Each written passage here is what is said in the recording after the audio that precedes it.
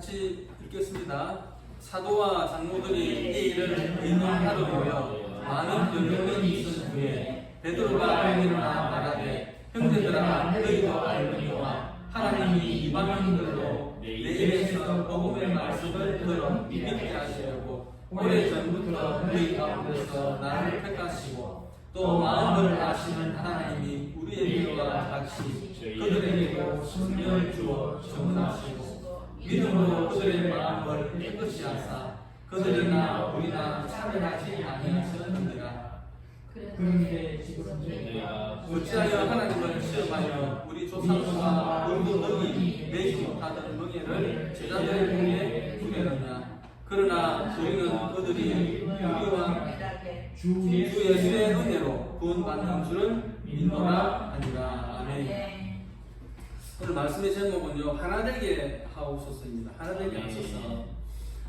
일본에서 100년에 걸친 전국시대의 그 혼란을 끝을 내고 이제 일본을 통일한 사람이 도요토미 히데요시입니다. 그런데 통일은 했지만, 그런데 지방의 일부 군주들하고 또 일부 사무라이 세력들이 정부에 대해서 호의적이지는 않았습니다. 그래서 그들의 불만을 이제 어디론가 집중을 시켜야 되는데 그것이 조선 침략의 단초가 되었습니다. 1592년 4월 달에 그래서 임진왜란이 일어나게 되는데요. 일본이 한참 전쟁 준비를 하고 있을 때에 우리 조선은 무엇을 했을까요? 동인과 서인으로 나누어져 가지고 당파 싸움을 하고 있었습니다. 조선에는 이조전남이라는 그 관직이 있었거든요. 근데 이 자리가 뭘 하는 관직이냐 하면요, 왕에게 이제 인물을, 이 자리에는 이 인물이 적합합니다 이렇게 해서 이제 인물을 추천하는 자리예요. 그러니까 아주 중요한 자리죠. 이조전남 자리에 누가 앉느냐에 따라 가지고 조정의 세력이 완전히 이렇게 물갈이가 될 수 있고 완전히 바뀌어질 수 있는 것입니다.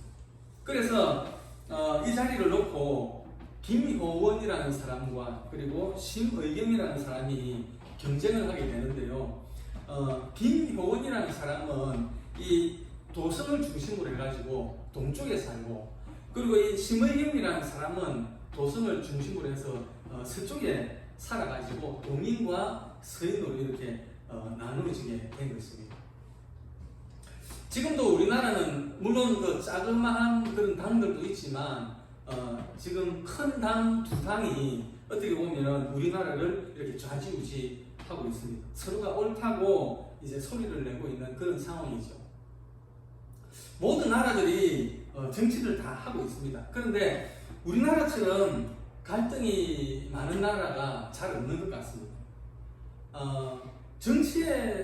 그 나라 정치에 갈등이 많다고 하는 것은 그 사회에 갈등이 많다는 이야기거든요. 그래서 사람들이 우리나라를 갈등공화국이다 그렇게 부르기도 합니다. OECD 회원국 중에 우리나라 그 사회 갈등 지수가 아주 높은 단계입니다. 그러니까 1등이 어디냐 그러면 터키입니다. 터키.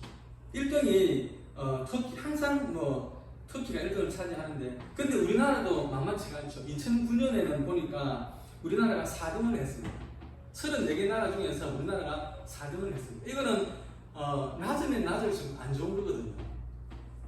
사회 갈등 지수가 높은 나라이기 때문에 낮으면 낮을수록 안 좋은 겁니다. 4등을 했는데 2010년에는 보니까 우리나라가 2등을 했습니다. 터키 다음으로 2등을 했습니다. 아주 안 좋았죠.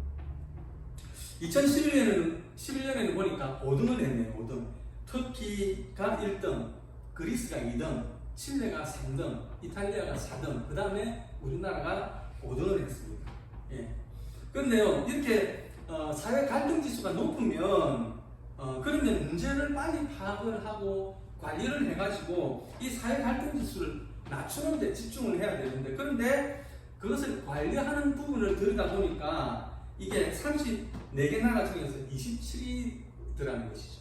이거는 또 낮을수록 좋은 거거든요. 그러니까 27이면 34개 나라 중에서 27이면은 거의 이쪽 관리를 하는 부분에서는 별로 안 좋다라는 이야기입니다. 그러니까 갈수록 갈등이 없어지는 것이 아니고 계속 갈등이 전복된다는 것이죠. 지역 갈등이 있은 지가 얼마나 오래됐습니까? 그런데 여전하죠. 그 지역 갈등이. 그리고 이념 갈등, 노사 갈등, 세대 갈등, 또 정치 경제적인 갈등, 이런 것들이 아직 줄지를 않았습니다. 그리고 거기에다 더해져서 요즘에는 이념적인 갈등, 그리고 다문화 가정에 대한 문화적인 갈등까지 더해져 있습니다. 그리고 이런 갈등에는 항상 비용이 들어가거든요. 삼성경제연구원의 그 보고서에 따르면은 연간 300조 원에 가까운 돈이 이 갈등 때문에 소비가 되고 있다라고 합니다. 그러면 갈등이 왜 생길까요? 그것은 소통을 하지 않기 때문에 갈등이 생기는 것입니다.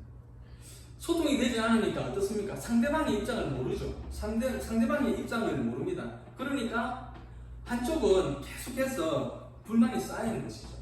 그것이 이제 신뢰를 잃게 만들고, 그래서 어떤 문제가 발생하면 내가 잘못했구나 이게 아니고 상대방을 모르기 때문에 어떤 문제가 생기면 상대방 때문에 이 일이 생겼다 이렇게 생각을 하게 되는 것입니다. 그래서 괜히 내가 손해보는 것 같고 나만 고생하는 것 같고, 예. 그래서 그것이 분노가 된다라는 것입니다. 이것이 우리 사회의 현실입니다. 저는 중등부 때, 교회 중등부 때에 사람들이 예수님을 믿으면 다 변화되는 줄 알았어요. 비겁한 사람이 용감한 사람이 되고, 그리고 아주 못된 사람이 아주 착한 사람이 되고, 그리고 이기적인 사람이 이타적인 사람이 된다라고 생각을 했습니다. 물론 또 그렇게 변화되는 사람들도 있지만, 그런데 대부분은 그렇지 않았습니다. 잠깐 이제 은혜를 받을 때 잠깐 변화되는 것 같은데 얼마의 시간이 지나면 원래의 모습으로 되돌아가곤 하더라라는 것이죠. 누구보다도 우리 자신이 잘 알죠. 우리 스스로를 잘 압니다. 사람이 얼마나 잘 안 바뀌는지 압니다. 갈등이 있는 자리를 보면 때로는 예수 믿는 사람이 더 갈등을 조장하고 더 다투고 싸우는 것을 볼 때가 있습니다. 참 가슴이 아픈 일입니다. 제가 그 직장 생활을 할 때에 우리 조에 천연교회에 그 안수 집사님이 한 분 계셨거든요. 천연교회 아세요? 천연교회. 그 주기철 목사님이 계셨던 교회입니다. 아주 역사가 오래된 교회인데요. 그래서 이제 그런 걸 자랑을 많이 했던 걸 기억을 하는데, 제가 이분이 그 초량교회 안수 집사님이라는 것을 어떻게 알았냐 하면, 한 분은 저에게 와가지고 이제 자기가 초량교회 안수 집사인데 주일날 대표 기도를 맡았다는 거예요. 그래서 근무를 바꿔달라고 하는 거예요. 그래서 그때 제가 이제 이 근무표를 제가 다 짰기 때문에, 그래서 이제 저도 크리스찬이고 그러니까 이제 근무를 바꿔줬죠. 여러 번 바꿔줬습니다. 여러 번 바꿔줬는데, 그런데 어느 날부터 말도 안 되는 것을 가지고 이제 트집을 잡기 시작하는 거예요. 아무리 이야기를 해도 이 말이 안 통하는 것입니다. 말이 안 통하고 그냥 막무가내예요. 문제는 우리 파티에서만, 우리 조에서만 그렇게 하면은 또 뭐 어떻게 뭐 끌고 넘어가겠는데, 일이라는 게 그렇잖아요. 다 연결이 돼 있잖아요. 그러니까 다른 파트에서도 자꾸 연락이 오는 거예요. 이 사람 왜 이렇게 일을 하느냐, 이렇게 연락이 오는 거예요. 이게 더 속상한 건 뭐냐 그러면, 다른 사람들은 다 그 사람을 손가락질을 하는데 자기만 어렵고 자기만 하나님의 이름을 걸고 싸운다는 신념의 차이가 있는 거예요. 그러니까 말도 안 통하고 누구도 말릴 수가 없는 것입니다. 세상 사람들은요, 싸우다가도 술집에 가가지고 술 한잔 먹고 막 형님 동생이라고 끝내는 경우가 많습니다. 그런데요, 믿는다고 하는 사람들이 잘못된 신앙관이나 신념에 사로잡히면 다툼이 있을 때에 화해로 나아가기가 더 어렵더라라는 것이죠. 예수님 이 땅에 계실 때 바리새인들도 그랬습니다. 자기들의 판단이 곧 하나님의 판단이었어요. 자기들의 주장이 곧 하나님의 주장이었습니다. 만약에 누군가가 자기들의 판단에 문제를 제기하면 그것은 반역자가 되는 것입니다. 무언가 잘못된 것이 있다고 지적을 하면 그것은 이단으로 몰아가지고 그냥 제거해버리는 거예요. 이것이 중세 시대에 발생한 비극적인 역사입니다. 성경을 보면요, 인간의 역사라는 것이 갈등과 다툼의 연속이었습니다. 하나님이 친히 창조하신 아담, 그리고 그 갈빗대로 만든 하와는 인류 최초의 부부죠. 그런데 그들은 하나님을 떠나서 탐욕을 추구하다가 온전히 하나 되는 그 축복을 상실하게 되었습니다. 그리고 첫 번째 형제였던 가인과 아벨도 마찬가지죠. 형이 동생을 죽이는 첫 살인을 저지르게 됩니다. 이것이 동족 간의 살상과 그리고 다른 민족 간의 살상으로 학대된 것을 성경은 적나라하게 보여주고 있습니다. 조금 다른 각도에서 보면 예수님의 사건을 생각해 보면 예수님은 이 땅에 오셔서 하늘의 평화를 선포하셨습니다. 그래서 우리는 예수님을 평화의 왕이다라고 고백을 하고 또 받아들이고 있습니다. 그런데 2000년 전에 역사를 보면 예수님이 이 땅에 오셨을 때에 큰 갈등과 다툼의 역사가 있었습니다. 당시 헤롯 왕은 동방 박사들이 유대인의 왕이 나셨다라는 말을 듣고는 어린 예수님을 찾다가 못 찾으니까 그냥 2살 미만의 어린 아이들을 그냥 모두 학살해버립니다. 예수님은 평화의 왕으로 오셨는데 유대인의 왕이 나셨다는 그 말에 자기의 권력이 뺏길까봐 두려워가지고 죄 없는 어린아이들을 마구 죽인 것입니다. 얼마나 비극적인 일입니까? 이러한 아이러니는 십자가 사건에서 절정을 이룹니다. 십자가는 하나님의 하나뿐인 그 아들의 죽음입니다.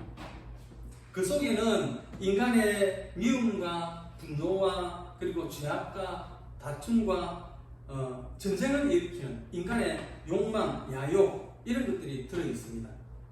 그래서 십자가는 하나님과 인간의 갈등을 전복시킨 사건입니다. 그러나 그것은 동시에 우리를 향한 하나님의 사랑의 사건이었습니다.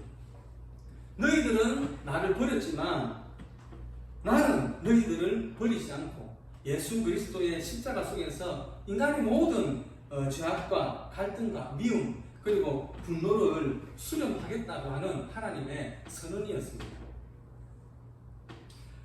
여러분, 이 세상에 갈등이 없는 삶이 있을까요? 모든 인간은 크고 작은 갈등 속에서 살아갑니다. 그것이 인간의 모습입니다. 문제는 갈등을 대할 때에 갈등을 만날 때 우리가 어떻게 대처하는 것입니다. 어떻게 대처하느냐라는 것입니다.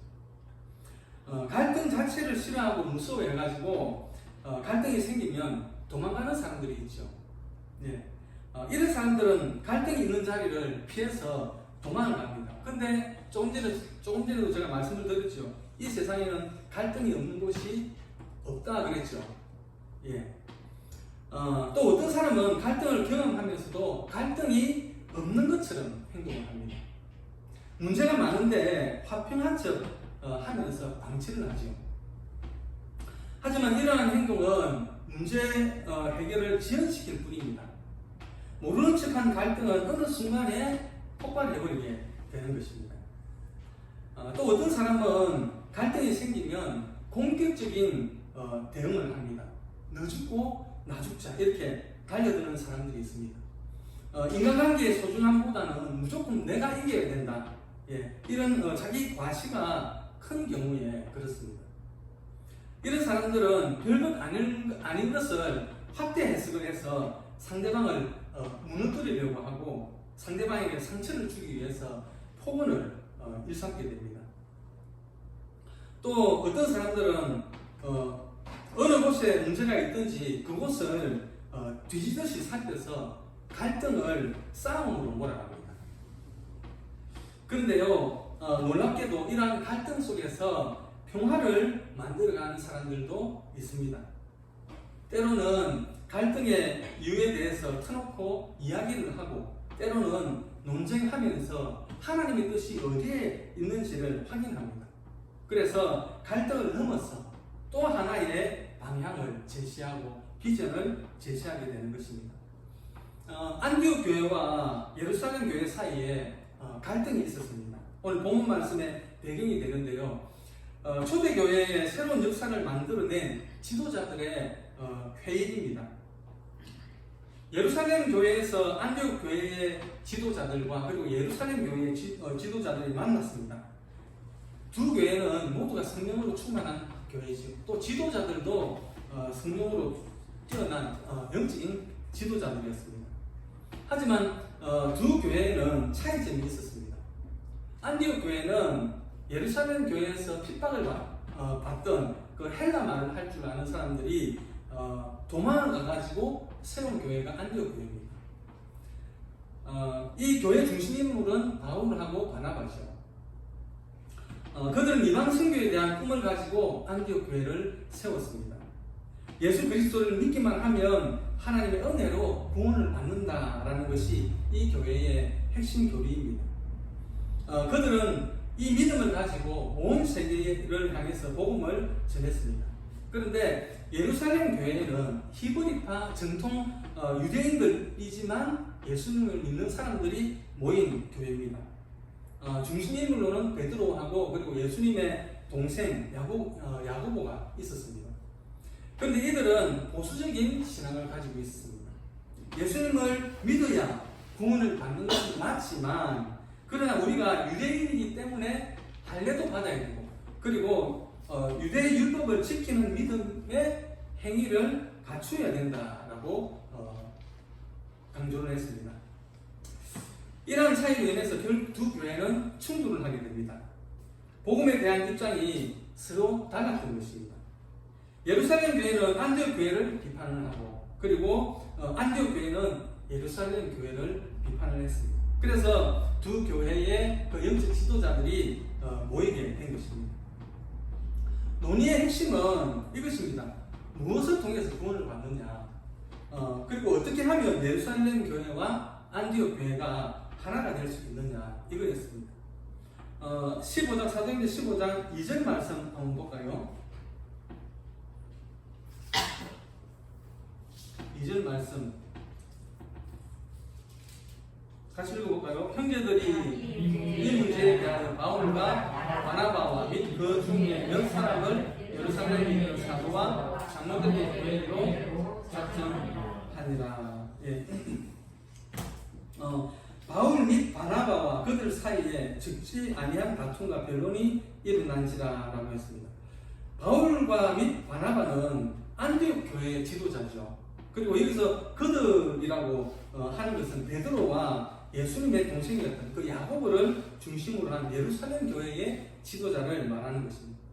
이들 사이에 다툼과 변론이 일어났다라고 성경은 기록하고 있습니다. 문제가 있을 때 문제를 그대로 드러내는 것은 굉장히 좋은 것입니다. 남편과 아내가 한 집에 산다고 해서 평화한 것은 아니죠. 행복한 것은 아닙니다. 남편이 가지고 있는 문제, 그리고 아내가 가지고 있는 문제를 서로 내놓고 대화할 수 있어야 그것이 건강한 부부입니다. 부모와 자녀도 마찬가지입니다. 한 집에 같이 있다라고 해서 그것이 좋은 부모와 자식과의 관계가 아니라 부모의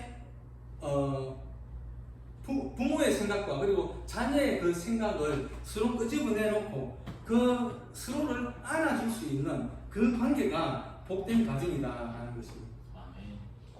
갈등이 있는 것을 두려워해서는 안 됩니다. 갈등을 숨기려고 해서도 안 됩니다.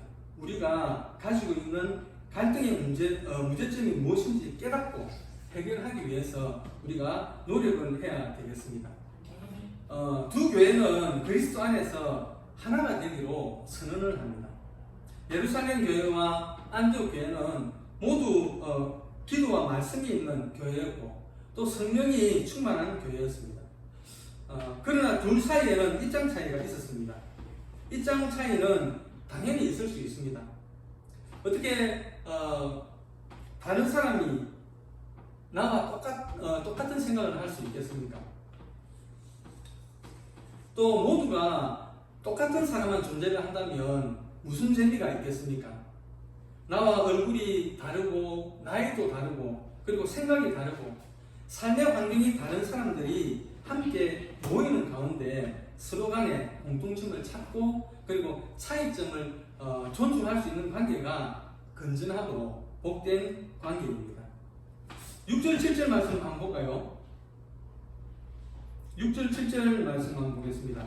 사도와 장로들이 이 일을 의논하러 모여 많은 변론이 있는데 베드로가 일어나 말하되 형제들아 너희도 알거니와 하나님이 이방인들로 내게서 복음의 말씀을 들어 믿게 하시고 오래전부터 너희 가운데서 나를 택하시고 아멘. 네. 그 후에 이제 베드로가 등장해서 이야기를 하게 됩니다. 예루살렘 교회는 보수적인 입장입니다. 그리고 안디옥 교회는 또 진보적인 입장을 취하고 있습니다. 이렇듯 서로의 입장이 달랐지만 그들은 모두 예수님을 구주로 모신다는 것에는 동의를 했습니다. 그리고 강조점이 다른 것은 서로 용납하자고 뜻을 모읍니다. 인간은 수많은 장벽과 차별성을 만들어냈습니다.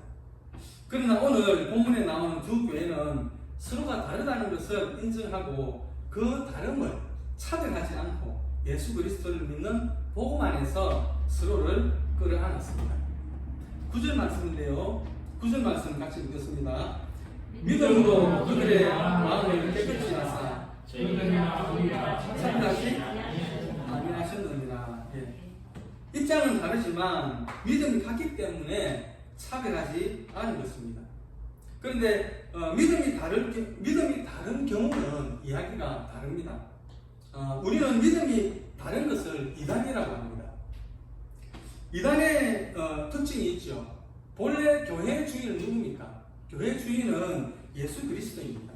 그런데 이단에는 주인 행세를 하는 교주가 있죠. 그리고 교주는 성도들을 자신의 뜻대로 조종을 하고 교회 재산을 사유화합니다. 그리고 자신이 마치 재림주인 것처럼 행동을 합니다. 이것은 모두가 죄악입니다. 교회 주인은 예수 그리스도이십니다. 그분을 믿는 사람들이 믿음의 성도이고 또 그분에게 예배드리는 공동체가 믿음의 공동체입니다. 그리고 하나님을 아버지로 모시는 우리는 서로에게 믿음의 형제 자매입니다. 그래서 예루살렘 교회와 안디옥 교회가 우리가 믿음으로 하나님 안에서 차별이 없다라고 선포한 것입니다. 우리도 그리스도 안에서 하나입니다. 우리 주사랑 교회 모든 성도님들은 모두가 그리스도 예수 안에서 하나입니다. 그리스도 안에서 차별이 없습니다. 남자와 여자가 차별이 없고 그리고 외모에도 차별이 없습니다. 많이 가지고 적게 가지고 여기에도 차별이 없습니다. 많이 배운 사람 또 적게 배운 사람 여기에도 차별이 없습니다. 인간은 모두 소중하다는 믿음으로 하나님 앞에 나오는 것입니다. 만약 이때 두 교회가 하나가 되지 않았다면 기독교는 유대교의 한 부분으로 전락하고 말았을 것입니다. 믿음으로 구원받는다는 이 놀라운 사실을 선언하게 되었을 때 기독교는 만민의 종교가 되었습니다. 모든 사람을 아우를 수 있는 보편적인 종교가 되었습니다. 11절 말씀도 한번 보겠습니다. 11절 말씀입니다. 그러나 우리는 그들이 우리와 동일하게 주 예수의 은혜로 구원받는 줄을 믿노라 하니라. 구원은 예수님의 은혜로 받는 것입니다. 내 능력, 내 실력이 아니라 예수 그리스도의 십자가를 믿음으로써 하나님께서 허락하신 구원의 역사를 받는 것입니다. 8절에 보니까요, 또 마음을 아시는 하나님이 우리에게와 같이 그들에게도 성령을 주어 증언하시고, 예. 그들은 자신들에게 성령을 주신 분이 다른 사람에게도 성령을 주셨다라고 고백을 합니다. 거룩한 영을 주셔서 우리 모두에게 축복의 역사를 허락해 주셨다라는 것입니다. 여러분, 예수님은 승천하시고 우리에게 성령을 선물로 주셨습니다. 그 성령이 우리로 하여금 그리스도 안에서 하나라는 것과 하나님의 형상으로 지어진 인간을 함부로 차별하지 말라는 것과 또 우리를 위해서 예수님이 십자가에 못 박혀 죽으신 것을 알게 하셨습니다. 성령은 우리는 하나님을 아버지로 모시는 믿음의 형제 자매이니 서로 사랑하며 그 사랑으로 갈등과 다툼을 멈추라고 말씀하십니다. 때로는 갈등이 있을 수 있습니다. 갈등이 있을 때 우리는 문제를 이야기해야 합니다. 그리고 하나님이 원하시는 것이 무엇인지 또 기뻐하시는 것이 무엇인지를 물어야 합니다. 그때 성령께서 우리의 마음을 주장하십니다.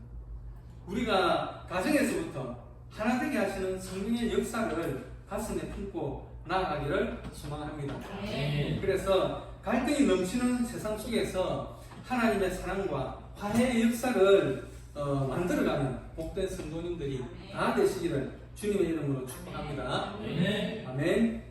우리 말씀을 생각하면서 잠시